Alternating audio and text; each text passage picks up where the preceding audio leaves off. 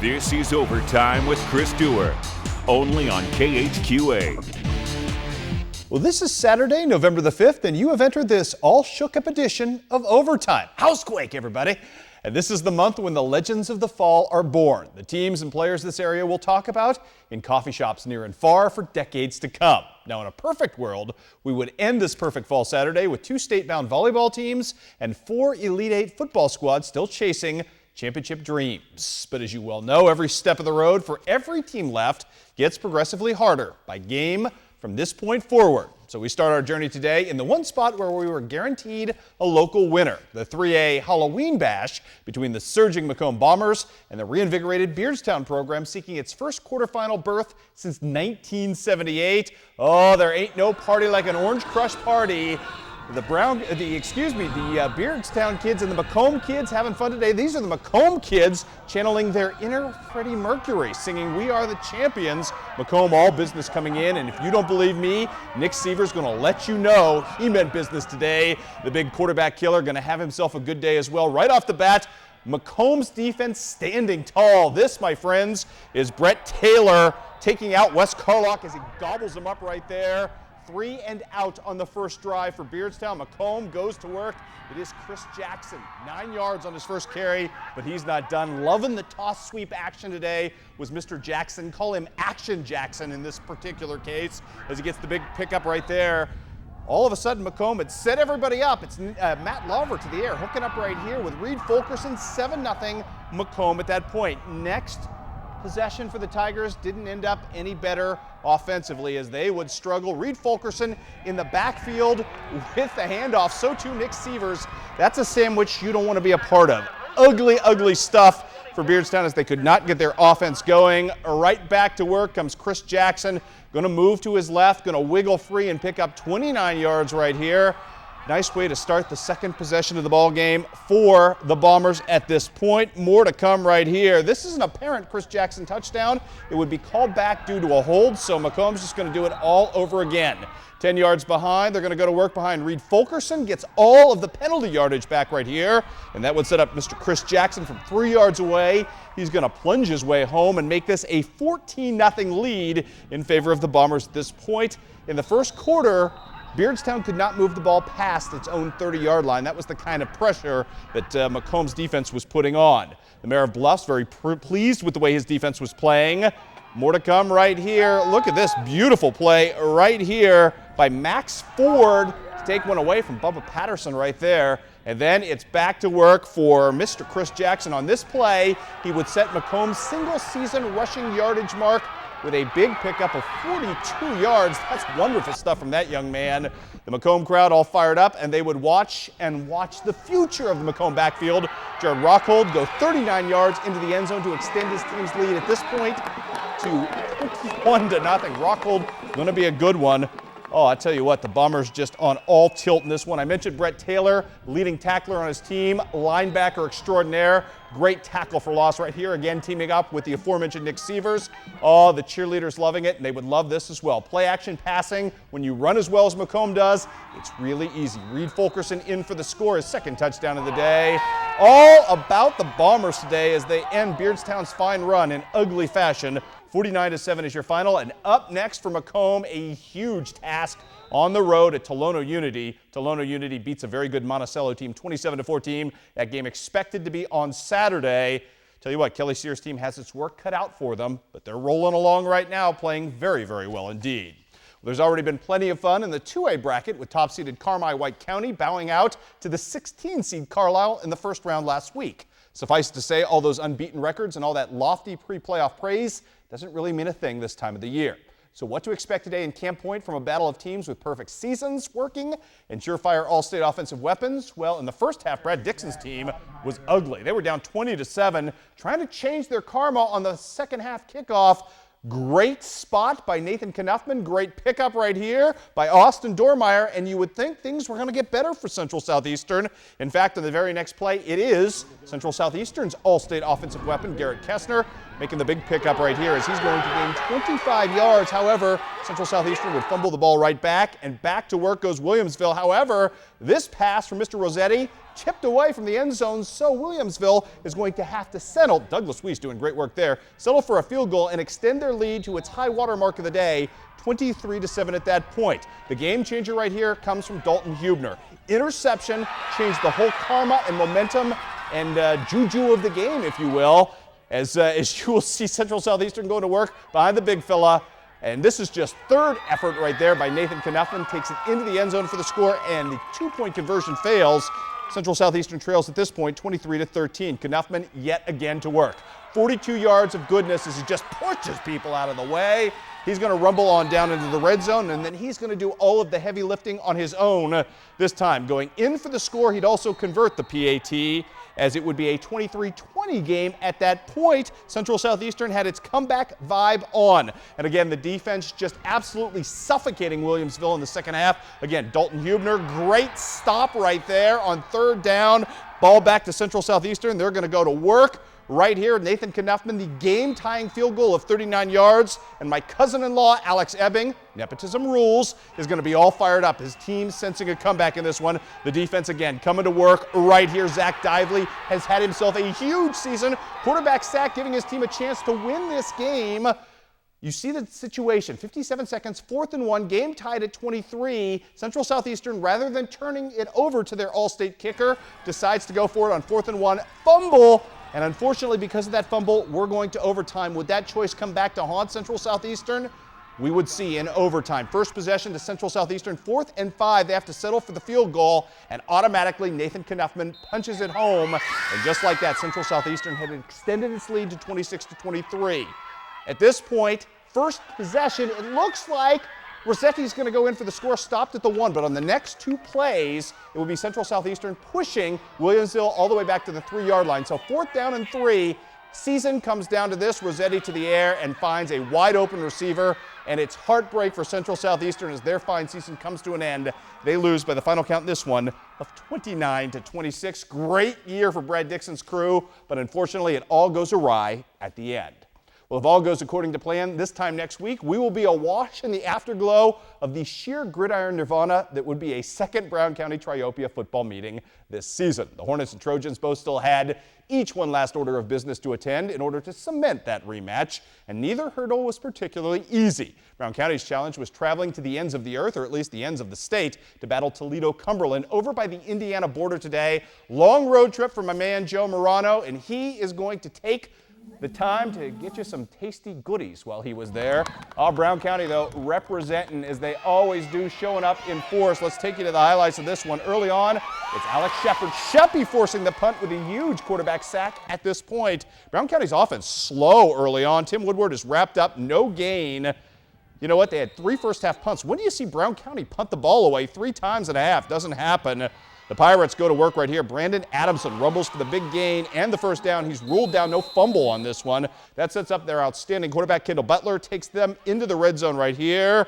And then on the give, Cumberland would fumble, but the refs ruled him down. This is going to be a very controversial play at this point because that's going to allow Butler to score. I don't know that Mr. Butler was down at that point. There you go. That fumble didn't count. Here comes Mr. Butler coming right now for what would be the go-ahead score, making it 6-0 at that point in favor of Cumberland as he fumbles to himself at the end of it. And that, my friends, is how the first half would end. Shepard right here, hammered by John Dunafin. As I said, Brown County goes down at the half 6-0. An unfamiliar position for the Hornets. They go back to work, though. In the second half, a totally different Hornet attack. Rick Logston on the take. Big gain on first down. That sets up a great 11-yard touchdown scramble by Mr. Logston. He was nothing but moxie today as he had 122 yards rushing in the second half alone, putting Brown County up 7-6. The defense comes alive in the second half. Like to see this. Luke Gregg, who's played as well as any linebacker in the area, going to get an assist there from my man Austin Gooding as well with the takedown right there. Gang tackling working as well. Cumberland trying to make something work. This is another tackle for loss. And then the Brown County offense just adds what would be insurance from that point on. Mr. Logston fighting for yards and the first round right there, or the first down right there. And that would set up in the early fourth quarter. Tim Woodward to the air, going to hook up with Justin Volk, who's been very sharp of late as well. Nice touchdown for him. That's all Brown County would need. They win a wild one today, 20-6 to advance on. So would Triopia await? Let us take you to Don Kemp Field today, where Rich Thompson's team was taking on Gibson City, Melvin, Sibley. Add on any other Scrabble letter you want in this one as well. The Falcons struggling with putt snaps badly today in this one. John Love, Jacob Burris going to get into the backfield, cause a tackle for loss on this one, and give the Triopia Trojans great field position, which they would not take advantage of, fumbling the ball right back. Didn't matter. The Trojan defense was down to play today and very stout.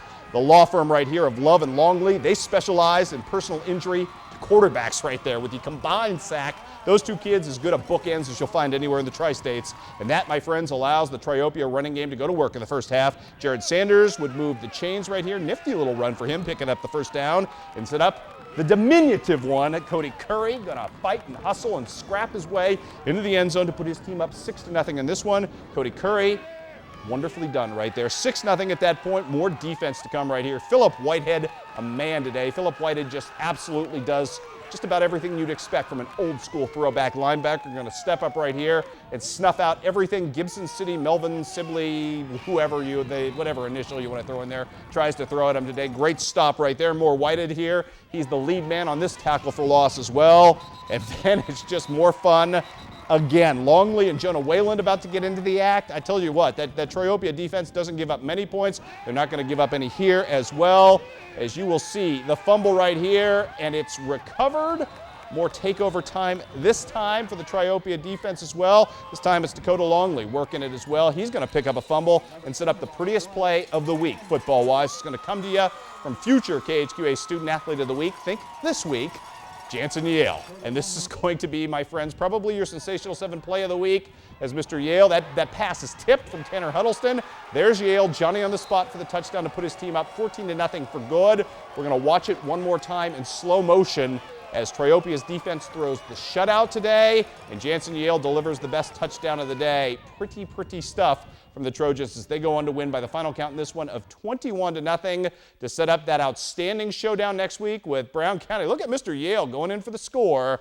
There you have it, my friends. Going to be an awful lot of fun on Saturday as we go round 2, Triopia and Brown County. Well, that takes care of the football fun. Up next, we check in on a pair of Adams County volleyball powers looking to punch their tickets to Bloomington Normal, plus Illinois College Guns for Magic Win number 9 on the gridiron. All of that and more coming your way next.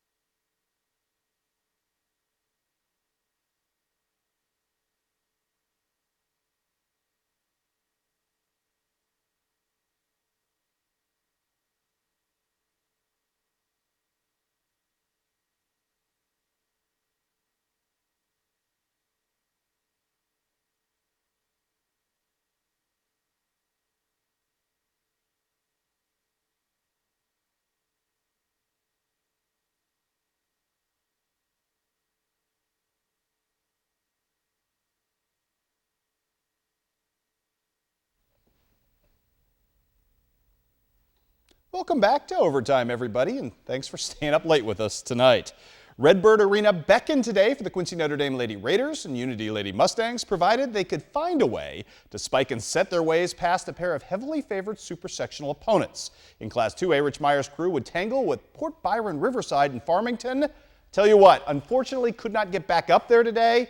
My bad, couldn't get out of the Central Southeastern game quick enough due to the overtime. But we've got great news as Quincy Notre Dame wins going away today. So much for Riverside being the favorite in this game as the Lady Raiders crushed them 25-13, 25-15. Gracie Barnes with 9 kills on the day to lead the way. Up next for Q&D, it's an all-parochial affair coming up at noon on Friday at Redbird Arena as Q&D takes on Decatur St. Teresa for the right to play in the state championship game. We'll talk much more about that game coming up a little later this week. How about Unity today over at the Hardham Super Sectional taking on a very good Springfield Lutheran team. Game 1 early on. Look at Brooklyn Moore working the defense right here with a phenomenal block against that great Lutheran front line. More to come right here. Ashley Brooks would set up Kylie Churchill, who gets the kill in right there. And all of a sudden, it looked like Unity had come to pull off the upset today. Churchill again, this time serving her way to glory as she knocks the ace in just inside the back line. Brooks setting again, this time for Brianne Begeman, who's going to throw down hard as well. Unity had some great things going. It was tough to stop Springfield, though. Game 1 went to them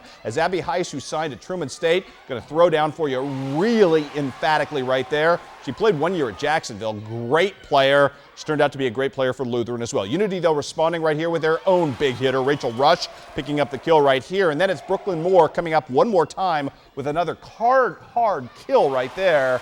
This game went to 3 sets. Unfortunately, it went away from Unity as they end up losing to Lutheran in 3 today. Springfield moves on. Unity gives a great account of itself. Congratulations to Seth Klusmeyer's team on a phenomenal season. We've got big news on the cross-country path in both states today. Let's take you to Detweiler Park first, where Luke Watson, Quincy Notre Dame's first ever boy to compete at the cross-country meet as an individual, shows up very nicely today, finishing 38th. Our congratulations to him, finishing with a time of 15:51. Also great finishes today across the board in Jefferson City. We'll start off in Class 3, where Brady Novak of Hannibal finished 45th on the day. Teammate Abby Jeffries on the girls' side, the low finisher for the Hannibal team on the girls' side as well, finishing 43rd. Bowling Green, a powerhouse. They finish 8th as a team on the boys' side. David Goddard leading the way for Bowling Green as he finishes 22nd in Class 2 today. Sam Berlasky, the low local finisher everywhere today. She finished 16th out of Mark Twain. Congratulations to her as well on the great finish. And in Class 1, good showing from the Marion County boys and girls. The girls as a team finished 9th, led by Kaylin Spratz.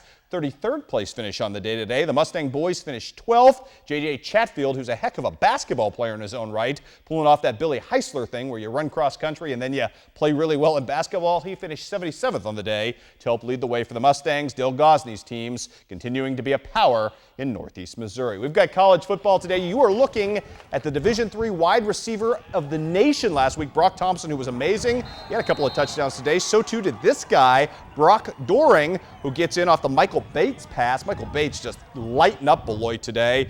Also, Cecil Brimage having a huge day on the ground. The knock on Illinois College was they haven't been very balanced in years past. Brimage giving them a whole new dimension, going over the 1K mark today. His thousandth rushing yard of the season. Had a big one today, 169 yards. You're going to watch him go to work on the Blue Boys' second drive of the day as they just attack Beloit, who is powerless to stop Illinois College. And this is Brimage in for the touchdown. Here's the deal. Illinois College wins in a blowout today. The first time this program has ever posted 9 wins in the season. Unfortunately, Illinois College finishes second in the conference to Monmouth. So Illinois College will play the wait-and-see game next Sunday to see if they get into the Division III playoffs. There are 6 at-large berths. The Midwest Conference has never gotten an at-large berth before, but at 9-1, Illinois College is a very viable candidate, especially when you consider that Monmouth will be a very highly seeded team going in. Let's take a look at what Monmouth did today, because the locals showed up big today. Monmouth finishing off that perfect season, actually not that perfect season, but that perfect season through the conference as they knock off Knox College 56-27. Our man Jacob Wilson out of Brown County with a pair of interceptions, playing as a true freshman. And Alex Tanny today set the new Division III passing record with over 400 yards passing on the day. Wasn't the only quarterback going nuts today. Apparently, nobody gave Bill Terlistner's team the message that their head coach is a lame duck, because Bobby Bruniason, just absolutely a record-setting performance for the Hawks today as they light up Malone. Not a very good Malone team, but I tell you what, a win nevertheless for the Hawks. Bruniason with 5 touchdown passes today, 2 of them to Jared Sargent out of Sacred Heart Griffin, as Bruniason also throws for 466 yards. Quincy University gets the win 38-35. News not nearly as good for Culver Stockton, felled on the road by Division II newcomer William Joel 52-24. Truman State, though, absolutely destroying Lincoln University 53-0 was your final there. How about Western Illinois trying to do something, play for pride, salvage some part of the season with a win today, looking for win number 3. This, my friends, Darylyn Dunn extending his team's lead, the Redbirds lead, 17-0 at that point. Nico Watson, though, playing as a true freshman. You remember him from Rock Island. Great run there for the second straight game. The true freshman with a touchdown scoring sojourn there to make it 17-7. It was this kind of half, though, for Western Illinois, this kind of day. Josh Hudson trying to scramble. I tell you to avert your eyes, because that, my friends, is as nasty a hit as you will ever see a quarterback take. Going out of the sidelines, I tell you what, Josh Hudson would not return on the day. He left the ball game, and Western Illinois really didn't play very well offensively the rest of the day from there, losing and falling to 2-7 on the season. Illinois State wins today by the final count in that one of 31-7. How about some basketball today? The Quincy University men in exhibition play, the first of 3 exhibition games against Division I foes over the next 3 days. Knocks off Drake, albeit Drake was shorthanded with just 8 players. But you know what? Quincy University still picks at the win. Justin Brock, back from that injury, that knee injury last season, looked good today. Double-double. Believe he finished with 20 and 14 to lead the Hawks to victory. Marty Bell's team getting off to a nice start this season. How about the John Wood men? Big showdown today with the number 4 team in the nation. That is Kirkwood. And the Blazers came ready to play. Brad Hoyt's team doing some work today. Mike Roy looking and creating, finds James Lane right there for the pull-up jumper at that point. His team leading, and yeah, you're right, James Lane fired up and with good reason. How about Antonio Landers with the steal right here, picking a little pocketry there, feeds to Reagan Bringer. That's no good, but Landers is Johnny on the spot right there to go right back up amidst the tall timber and get the putback there. Landers playing distributor today, playing scorer, doing it all. This time he's going to hook up with Reagan Bringer on the creation. That's going to kick out to Jamal Wolf, and Wolf is good from 3-point range, knocking down that triple. Matt Putrick also having a nice day today, working from distance very effectively. One of the 3 leading scorers for the Trailblazers today as he gets that knocked down. More passing. Blazers playing very unselfishly today for Brad Hoyt. You like to see that. This, my friends, is Putrick on the finish. Great high-low pass right there. That's textbook. And the Blazers in seek and destroy mode again against the number 4 team in the nation. How about Landers to Wolf again, this time for the triple from the outside. Oh, good stuff there. Reagan Bringer going to work his own rebound as well. The pride of Southeastern. Again to Antonio Landers, who was money today as John Wood pulls off the big upset, winning on the home floor today, 68-65. That's good stuff to see from the Blazers, who are 2-0 to start the season, though. I would venture to say the win today over Kirkwood, much more impressive than the win yesterday over HLG's JV. We'll just leave it at that. Meanwhile, onto the scoreboard today, HLG's men losing to College of the Ozarks, 75-60. Bad news for the Culver Stockton men, who lose their first game of the season in just their second game. Jacob Schuster, though, nice day for the freshman, I believe he is, had 20 points in a losing cause against Clark. The John Wood women at home tonight against Central Methodist JV. Jeanette Bergen, the former Quincy University Hawk, coaching the JV for Central Methodist. Right off the bat, it's Emily Rudkin working her way up the middle and finding the easy bucket to start the game. That kind of defense is not going to stop anybody, as you will see in just a minute. Great feed right here to Maddie P, working her way inside. Let's go P! Good stuff from her right there as she gets the bucket. More from Maddie P right here, a little defense, and she's going to hook up with the outstanding newcomer. That is Brianna Hawthorne out of the St. Louis area. Nice finish right there. Beautiful transition play from John Wood at that point, and the points were not going to be hard to come by. Again, Emily Rudkin doing that tigerette thing for us with a little modified skyhook right there as she gets the runner to fall. And then it's Dawn Marsh, the pride, a camp point. She's going to knock down the long 3. John Wood never stopped scoring in this game as they put triple digits on the board. Everybody gets a free taco or whatever they do at John Wood tonight. The final count in this one sees John Wood victorious, 101-35, and I'm not sure it was even that close, kids. On the women's scoreboard today, what can you say about the start Culver Stockton's off to? One of the best starts, I think, in years for this team, as they're undefeated. They knock off their second straight nationally ranked foe, this time Southwestern, to win the Tara Patterson Memorial. remember, Culver Stockton came in unranked and with a tough draw there. Jessie Logston was your tournament MVP. She had a double-double yesterday. She had 20 and 5 today. The Pride of Canton showing up big. Culver Stockton playing amazing women's basketball. Can't wait till they get home so we can see them back and see the progress that this team has made, because apparently it's been unreal from last year to this so far. How about HLG? They were winners today over Stevens College as Ashley Wilson gets a double-double for her team, 19 and 10 to beat Stevens College. And it was Jerry Jerome's Southeastern Community College squad beating St. Ambrose's JV squad 76 to 55. The former Cardinal Ritter star, Hazaria Washington, with 19 points there.